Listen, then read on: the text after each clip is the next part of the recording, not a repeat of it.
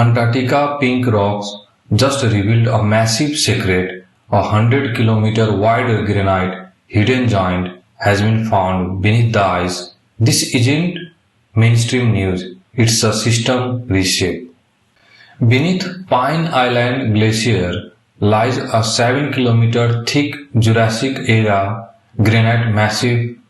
Scientists expected soft sediment, but this solid granite changes the physics of glacier flow entirely. The British Antarctic Survey detected this Jurassic shield using airborne gravity survey. It's a massive anchor, half the size of whales, holding West Antarctica in place. Every global sea level model is now obsolete. Insurance giant and real estate boardrooms are scrambling to recalibrate risk. The pink rocks have redrawn the global map.